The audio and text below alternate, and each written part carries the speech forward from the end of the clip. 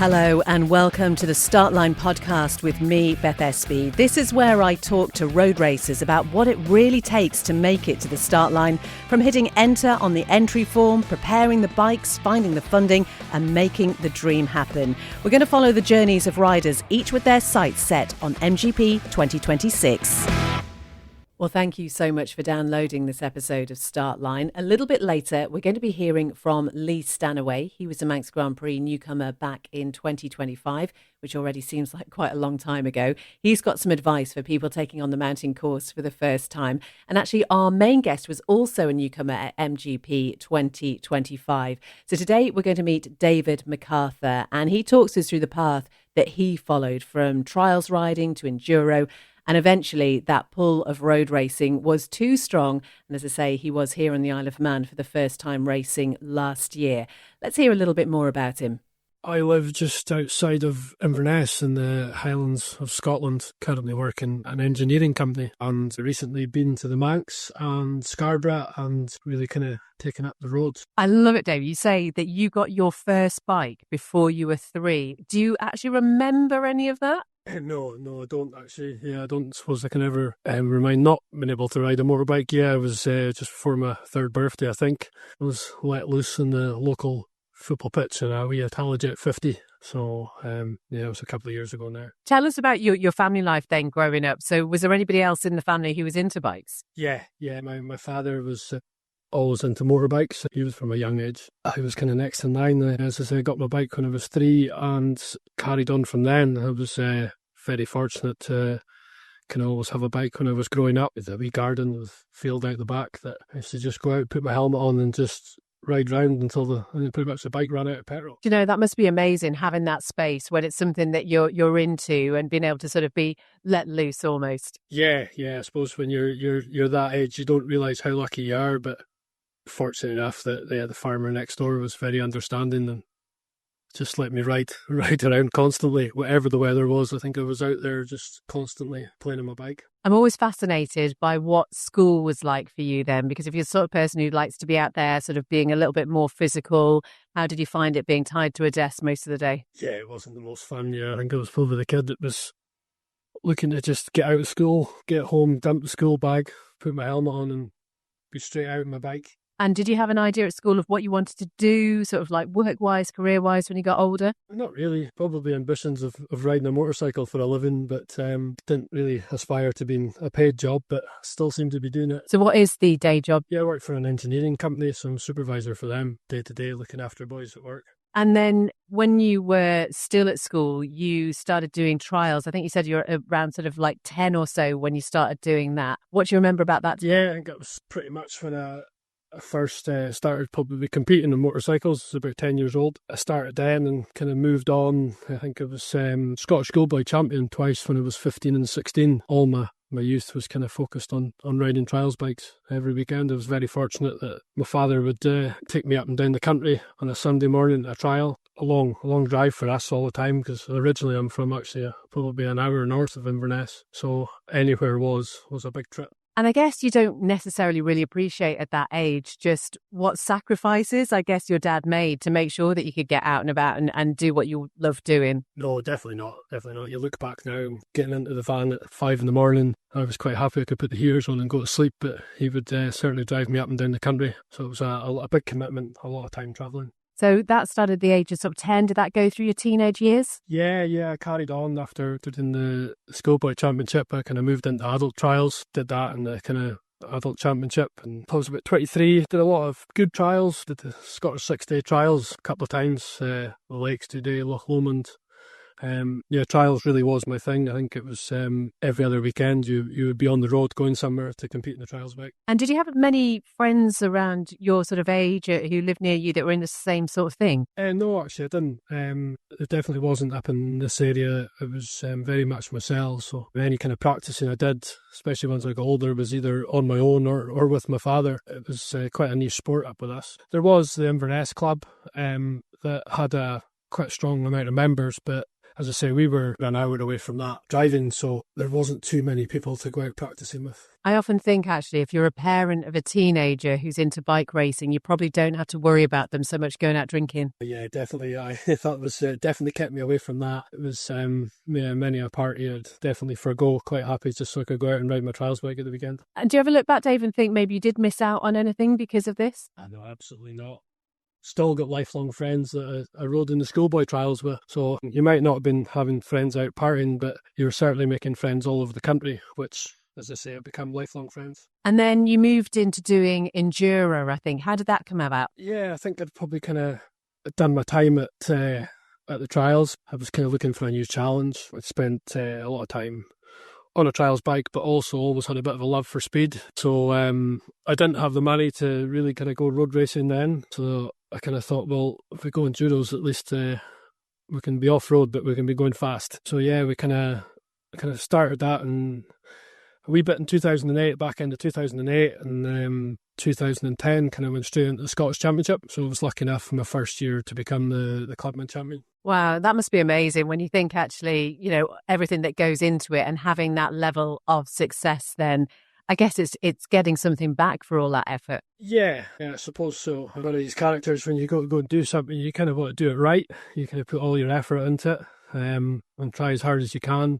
I think really from a trials background for anybody, I think is always a really good base to start from. In the Enduros, it really helped a lot. The speed bit comes afterwards, but the technical riding, if you've got that, you can really do anything. And how difficult is Enduro then? So when it comes to the physical and mental aspects of it compared to what you have been doing? Yeah, the physical aspect was quite a shock. I was relatively bike fit kind of after doing some big trials competitions, but being used to riding for 5-6 hours kind of flat out, that certainly took me 2 or 3 years to build up a reasonable level of bike fitness. And in terms of sponsorship and support at that time, how much did you need? How much did you get? Very little. I had a few. I think the off-road side of it is very hard to get sponsorship. I think especially kind of Enduro, kind of explain to somebody what it is. It's such a niche sport. Telling people that you just go away and ride your bike in the woods or the hills for 6 hours and nobody really sees you. It's quite hard to get people to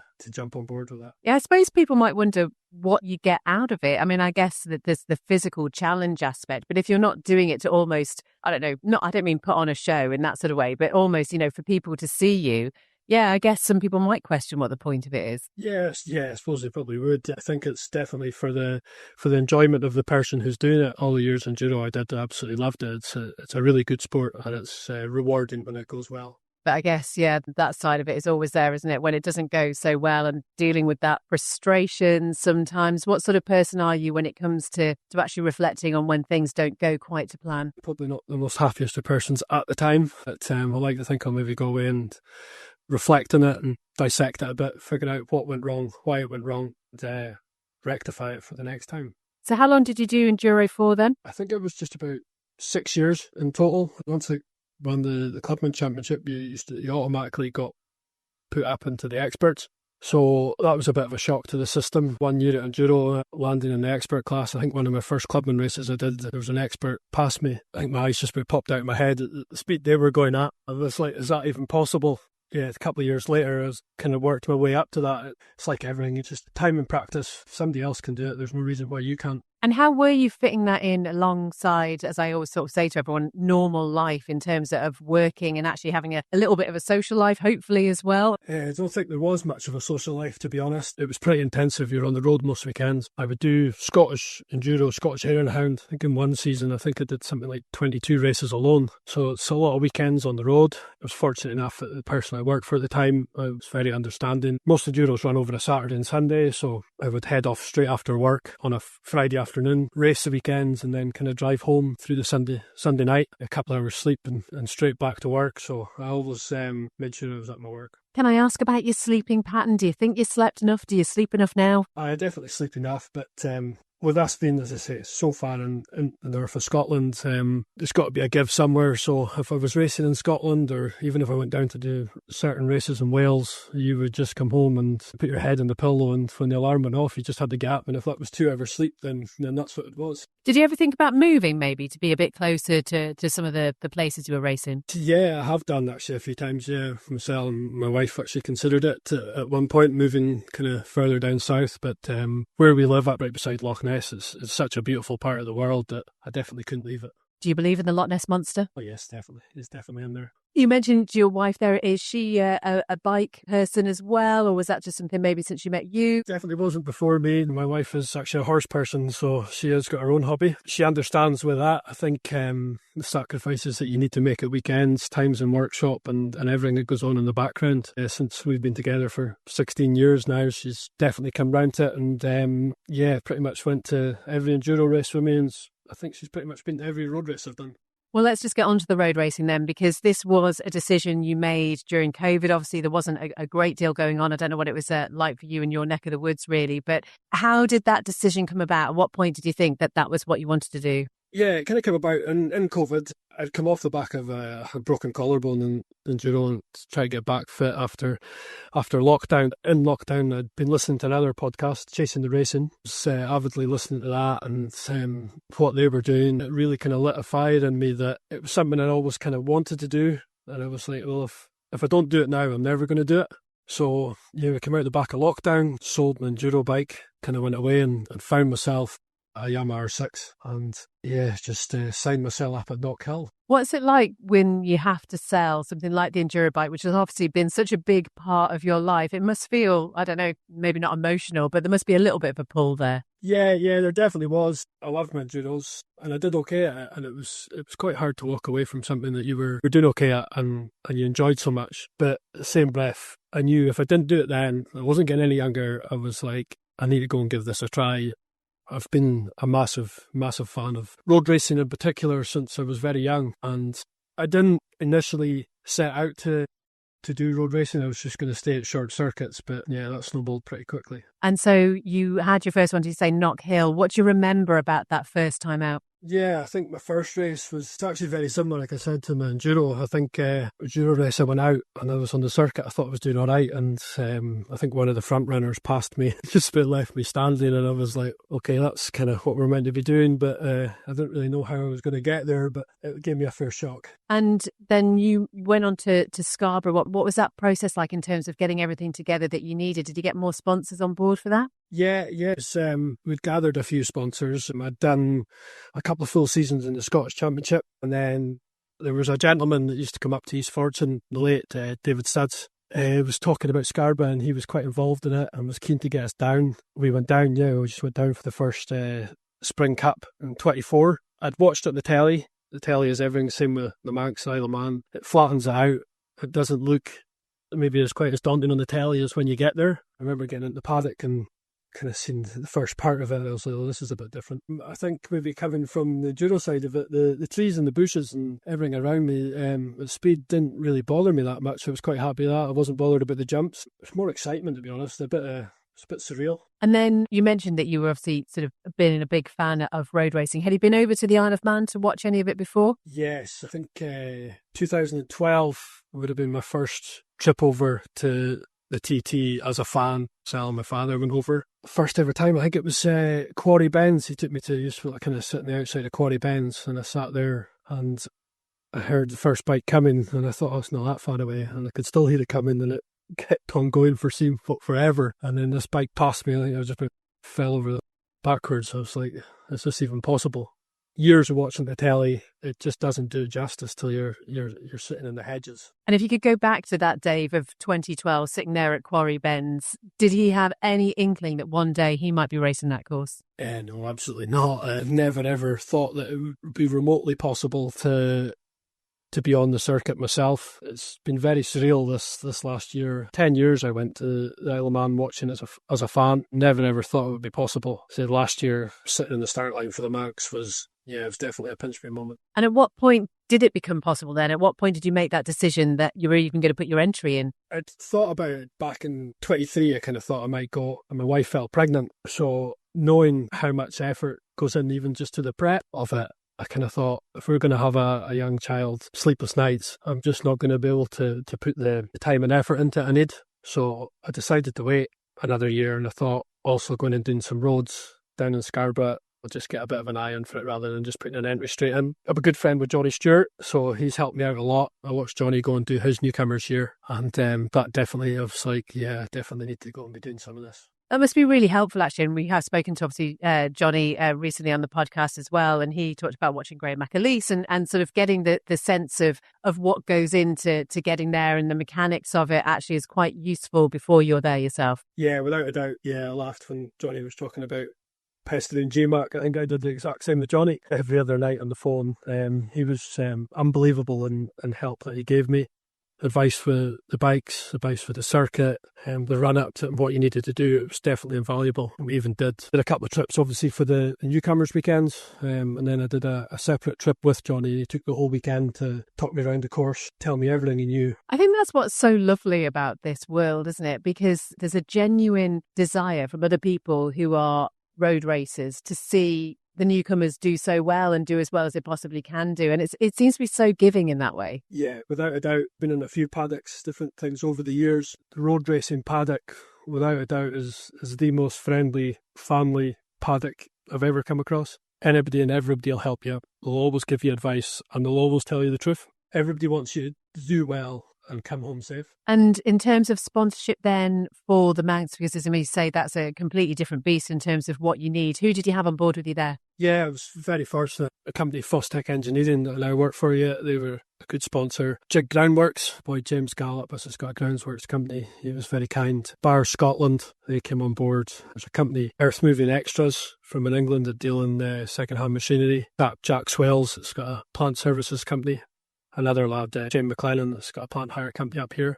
They were all on board. And then for the Manx, as soon as I kind of put on social media that I was doing it, the amount of people that kind of reached out and just wanted to help in any small way they could was unbelievable. I think everybody realises that the Isle of Man's a special place, and the Manx, of course, is a special place, and it's just such a difference in people's attitude to wanting to help you. So I was quite blown away by it. Who did you bring along with you team-wise? So yeah, I've got a good friend of mine. There's a chap, Dave Cross, from down in Carlisle. We've become really good friends over the last few years. He was been instrumental. He's come to every Scarborough over the last few years. He came out to the Manx, no questions asked. Helped me. He's been helping a lot with sponsorship. There's a gentleman, Neil Ray from Aberdeenshire, came out and just worked day and night. Another good friend of mine, Sean McTaggart, who races in the Scottish Championship. He's done a bit of Scarborough as well. He came out. I was blown away by all that help. And then I was very fortunate. George Spence, who's been, I don't know, I think he's in the top 10 of most finishes for the TT. He's from down Fife area. I was fortunate enough he was out helping another team, and yeah, he had his head in the awning every night and helped us up in the paddock, helped us for fuel stops. He definitely kept a calm lid on all of us newbies trying to figure out what we were doing. In terms of dealing with everything that you had to do, I mean, it's a physically demanding course. It's mentally draining as well. How did it all hold up for you? Did you find it okay? Yeah, it was. I think the first night, I think I did 6 or 7 laps, which people a year previous for the bad weather, I think that's maybe they'd got all week before they went racing. Yeah, it was a bit of a shock to the system that night. The body, I can remember being in the gazebo, I couldn't even really lift my legs off the floor after that. But I think after the first night, muscle memory, maybe with enduros and stuff, my body felt pretty good all week. And the worst thing was maybe my neck with a wind by the end of the week. And did you set yourself an aim for your first time at the MGP? And if you did you meet it? No, there was absolutely no aims. I think the only aim was to finish. I was quite happy if I'd got a finish. We just went out and went steady away from the first night. Each night just kind of went a wee bit faster and just chipped our way through the week. There was certainly no try to push myself. I wasn't wanting to do that there. I don't mind doing that. Shorts, maybe Scarborough as well. It's a completely different animal. But I went out there and everybody ever said to me, if you go out there and you have a scare the first couple of nights, it's going to knock you back. So we just worked away, made sure I had my lines all sorted, and yeah, I just loved every minute of it. What speed did you get to?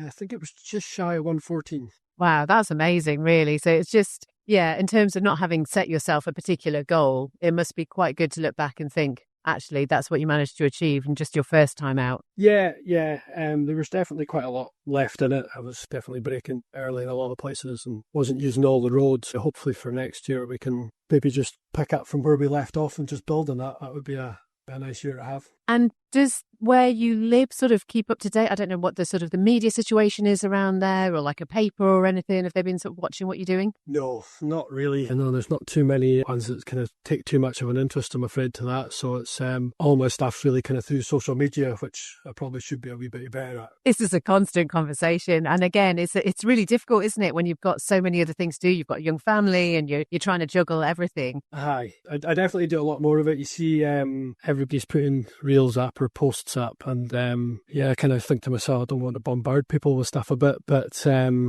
really kind of need to be, I think, beating that drum a wee bit more. At the end of the day, I think everybody's pretty much got their head in their phone nowadays and not reading papers, so it's probably the place to do it. What you need is a set of bagpipes and somebody to play them for you. Yeah, Johnny's definitely got that one covered. Yeah, I don't think I'll be able to pinch that one off him. Maybe you could, I don't know, attach some sort of tam o' shanter to your bike helmet. I don't know. There's got to be something there. Yeah, well, maybe we need to think of a bit of a unique selling point, maybe. What is the plan for 2026 then, Dave? Plan is, I think we're going to go back and try and do all 4 rounds at Scarborough. Definitely the Manx. The Manx is the big one. I think if the budget allows, I would really like to go over to Ireland and do a couple of road races there. But we'll need to see how the budget goes. It's a fair travel for us, and the ferry is quite a kicker. Is there an ultimate aim that you have? I don't think so. No, definitely going to hopefully chip away at the Manx over the next few years. I think that's kind of where my heart definitely lies now. Chip away at that and see if we can get up near the front a bit. Just for the people who've only recently found out that they're going to be MGP newcomers for 2026, what would you say would be the best piece of advice you'd have for them? Do your homework, but don't flood yourself with it. You don't need to know every name, every corner.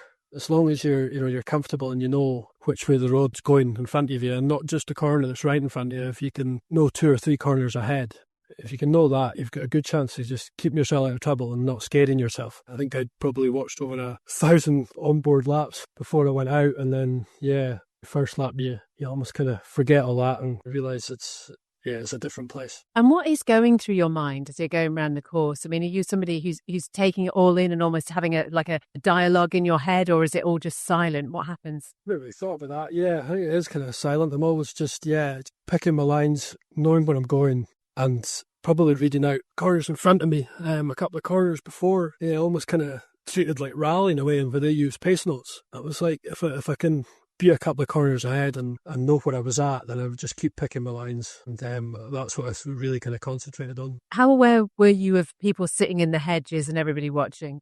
Yeah, it's quite funny. You can even pick out people. It's strange, if you were coming through Kirkmichael and if somebody was sitting there wearing a red baseball cap, you would see it, coming down towards the crag or that, it's obviously lined with people. It's a great atmosphere. Where's your favourite part of the course? Probably the run from end of Cronknavody straight down through McGuinness's top Brigado, bottom Brigado, run down to Kirkmichael. Yeah, I really enjoyed that bit. And as we're talking, Dave, it's approaching the end of January. It's been a long few weeks, I think, for people who are just mad keen to get out on their bike again. How do you cope with the downtime? Yeah, not very well. Dark days and dark nights. Still got a trials bike. I've always had it, always keep one. So I try and get out on it as best as I can. Yeah, we've kind of had snow and frost in the ground there for the last 3 or 4 weeks. So it's kind of put pay to it. I definitely get itchy feet this time of year. I'm looking forward to getting back out. And when will be the first time then? Have you got the date ready? No, I haven't yet. We were kind of discussing that a long ago. As I say, the first round at Scarborough, but I would like to get out for a test for it. Our closest circuit's Knockhill, which is kind of 3.5 hours south for me. But 2 years ago, I went down for the first test and it was snowing. The bike went back in the lorry when we went home. Need to try and figure that out. It would be nice to get an outing instead of just jumping straight back on the bike at Scarborough. Well, Dave, we'll keep up to date with how you're doing. It'd be great to see you back over here on the Isle of Man. Just tell us where people can follow you on social media. Yeah, so you'll get me on Facebook and Instagram, and both of them are just david.McArthur. Wonderful. We'll put those links on the podcast page. And what we really want to see, I'm just trying to think, could you, I don't know, have some sort of kilt attached to your leathers? Yeah, well, maybe need to do something. Get some tire and trousers, maybe. Dave, thank you so much for talking to us. Perfect. Thank you very much, Beth. David McArthur, I really hope he gets some tartan leathers. Wouldn't that be quite eye-catching, I reckon? What do you think? I'll put the links to Dave's social media on the podcast page. Do give him a follow, and we'll be catching up with him a little bit later in the season as well.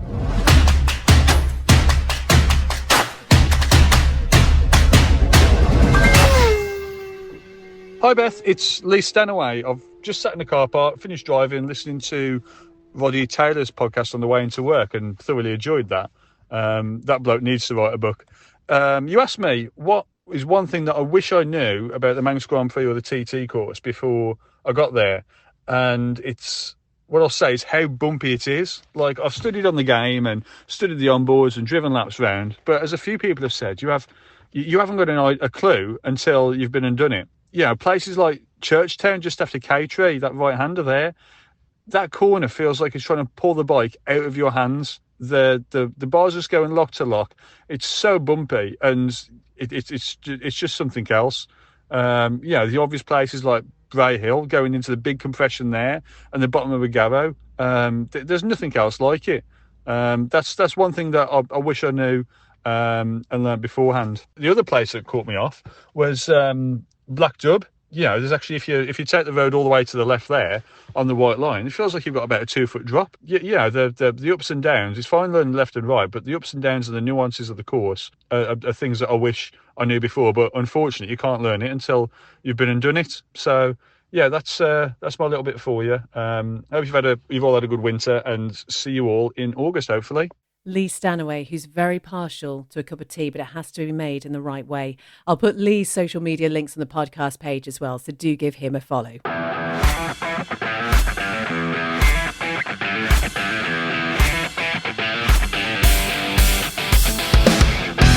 Thank you very much indeed for listening to this episode of Startline. Do take some time to find the riders on social media. Your support is very much appreciated. And if you'd like to get in touch with me and be part of the podcast in the future, you can email beth@startline.im. Until next time, take care. Bye-bye.